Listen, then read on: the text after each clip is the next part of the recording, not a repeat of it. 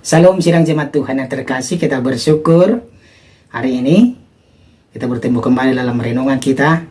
Mari persiapkan hatinya, kita bersama-sama merenungkan firman Tuhan agar kita dikuatkan dalam Tuhan, iman kita juga kuat. Namun sebelum masuk renungan kita bernyanyi kepada Tuhan, kita katakan kepada Tuhan, Bapa yang setia.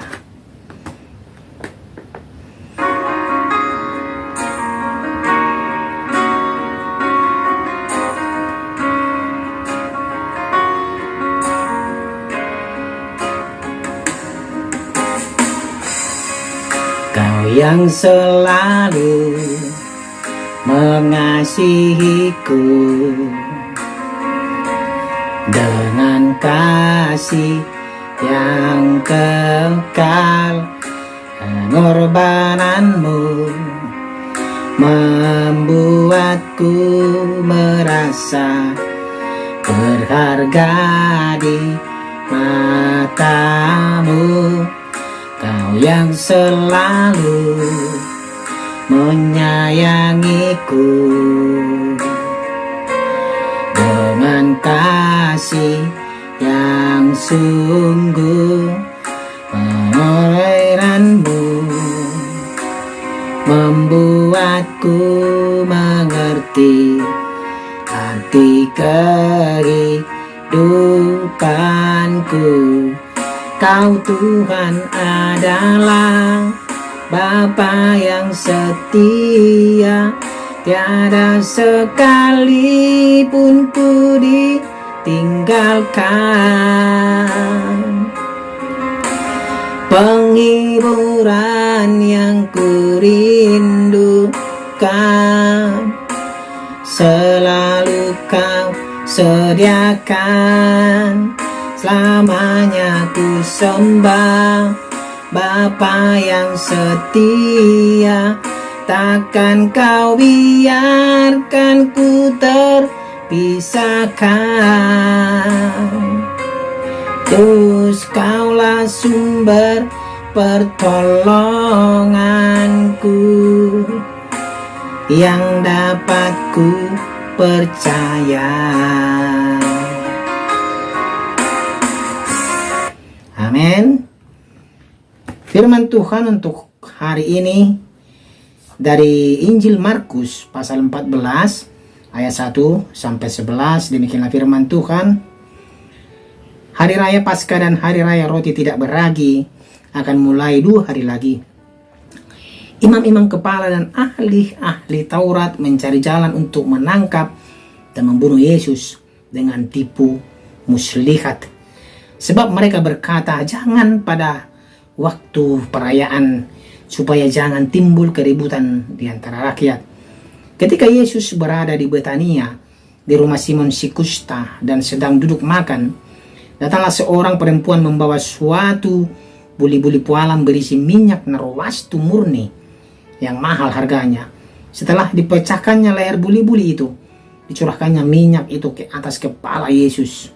Ada orang yang menjadi gusar dan berkata seorang kepada yang lain, untuk apa pemborosan minyak narwastu ini? Sebab minyak ini dapat dijual 300 dinar lebih dan uangnya dapat diberikan kepada orang-orang miskin. Lalu mereka memarahi perempuan itu. Tetapi Yesus berkata, biarkanlah dia, mengapa kamu menyusahkan dia? Ia telah melakukan suatu perbuatan yang baik padaku. Karena orang-orang miskin selalu ada padamu, dan kamu dapat menolong mereka bila mana kamu menghendakinya. Tetapi aku tidak akan selalu bersama-sama kamu. Ia telah melakukan apa yang dapat dilakukannya. Tubuhku telah diminyakinya sebagai persiapan untuk penguburanku. Aku berkata kepadamu, sesungguhnya di mana saja Injil diberitakan di seluruh dunia, apa yang dilakukannya ini akan disebut juga untuk mengingat dia. Lalu pergilah Yudas Iskariot, salah seorang dari ke-12 murid itu, kepada imam-imam kepala dengan maksud untuk menyerahkan Yesus kepada mereka. Mereka sangat gembira waktu mendengarnya, dan mereka berjanji akan memberikan uang kepadanya. Kemudian ia mencari kesempatan yang baik untuk menyerahkan Yesus. Demikian pembacaan firman Tuhan. Tema kita pada hari ini adalah kuasai hatimu. Sidang jemaat Tuhan yang terkasih, kalau kita bicara hati, tentu tidak terlepas dari apa yang kita katakan, yang keluar dari mulut kita. Karena apa yang kita katakan adalah apa yang keluar dari hati kita, apa yang kita pikirkan. Sidang jemaat Tuhan, kalau kita dalam hati kita pikirkan yang baik, akan keluar yang baik. Kalau kita pikirkan yang jahat, akan keluar juga perkataan yang jahat. Jadi hati ini mempengaruhi dari segala perkataan kita dan tingkah laku kita. Sedang jemaat Tuhan yang terkasih, istilah hati mendapat tempat yang utama di dalam Alkitab. Sebab kata ini dipakai ribuan kali di dalam Alkitab, sedang jemaat Tuhan. Hati menunjukkan pusat dari segala aktivitas manusia, baik secara emosional, baik secara intelektual, maupun moral kita. Sidang jemaat Tuhan yang terkasih, dalam Amsal sendiri mengatakan bahwa hati merupakan pusat kehidupan manusia. Dengan demikian sidang jemaat Tuhan, segala hal yang baik maupun buruk bersumber dari hati. Maka oleh sebab itu sidang jemaat Tuhan, berhati-hati dengan hatinya. Oke? Sidang jemaat Tuhan, dalam perikop kali ini, dalam renungan kali ini, peristiwa ini terjadi ketika Yesus berada di Betania, di rumah si Simon Kusta, dan sedang duduk makan bersama banyak orang, termasuk juga Marta dan Maria yang mengambil setengah kati waktu itu. Maria yang mengambil setengah kati daripada minyak narwastu murni untuk dituangkan ke atas kepala Yesus. Ini adalah situasi yang terjadi pada saat itu. Dalam situasi ini ada orang yang menjadi kesal, yang menjadi gusar, hatinya kesal. Sidang jemaat Tuhan melihat kejadian itu karena mereka tahu minyak itu sangat berharga sekali. Ya, sangat berharga sekali sidang jemaat Tuhan. Jadi mereka sedang memperbandingkan harga minyak itu dengan kasih yang diberikan oleh Tuhan kepada kita. Ya, memperbandingkannya. Ini adalah masalah hati sidang jemaat Tuhan. Sidang jemaat Tuhan, dalam kesempatan ini kita akan melihat bagaimana ekspresi hati manusia melalui tindakan yang terjadi dalam peristiwa ini. Ya, waktu Maria menuangkan minyak setengah kati itu, narwastu murni itu.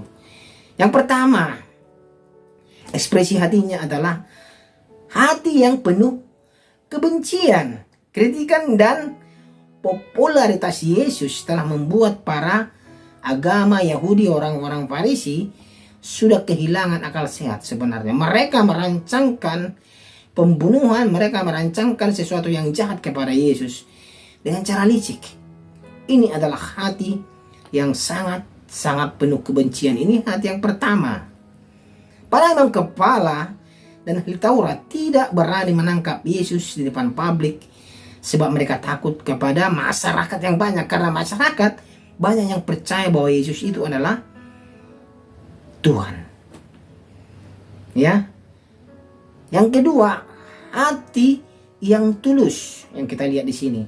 Di zaman itu minyak narwastu murni sangat mahal sidang jemaat Tuhan. Harganya setara dengan upah pekerja seorang dalam setahun. Kalau kita dihitung, kalau itu dijual yang setengah kati itu, minyak ini dipersembahkan seorang wanita, tidak diperhitungkan untung ruginya sidang jemaat Tuhan. Karena kasihnya kepada Yesus, dia mempersembahkan minyak narwastu murni itu. Dia rela memberikan benda yang paling berharga yang dimilikinya. Ya, makanya Tuhan Yesus katakan ini akan dikenang di sepanjang masa sidang jemaat Tuhan. Hati yang ketiga sidang jemaat Tuhan, hati yang bodoh kita lihat di sini. Tindakan wanita tersebut menyulut kemarahan orang di sekitar Yesus. Mereka hanya memikirkan pekerjaan Allah di dunia ini, tetapi lupa memprioritaskan Yesus. Ya, seperti yang saya bilang tadi, mereka memperbandingkan itu. Orang tersebut lupa bahwa orang miskin selalu ada dalam dunia, tetapi Yesus tidak selalu ada bersama-sama kita, sidang jemaat Tuhan. Ini yang dikatakan Tuhan Yesus kepada orang banyak itu. Mengapa kamu menyusahkan dia? Orang miskin selalu bersama-sama dengan kamu. Tetapi aku kata Yesus, tidak akan selalu bersama-sama dengan kamu. Ini hati yang ketiga. Hati yang keempat bisa kita lihat di sini, kita pelajari adalah hati yang tamak dan egois. Di kalangan ke-12 rasul ada satu murid, itu Yudas Iskariot, adalah bendahara. Ia dituduh menggelapkan uang yang dipercaya kepadanya. Ia tidak pernah memikirkan orang lain kecuali dirinya sendiri, sidang jemaat Tuhan. Makanya dia gusar. Yudas Iskariot, yang ke-12 murid itu yang salah satunya. Dan ini juga yang mengkhianati Yesus dan menjual Yesus. Makanya dia gelap mata, bersekongkol dengan para orang Yahudi, orang Farisi, untuk menangkap Yesus. Ini adalah empat posisi hati yang kita lihat, bisa kita lihat dan kita pelajari pada kesempatan renungan hari ini. Sidang jemaat Tuhan, saya yakin dan percaya lewat ini kita belajar, sidang jemaat Tuhan, agar kita bisa menguasai hati kita.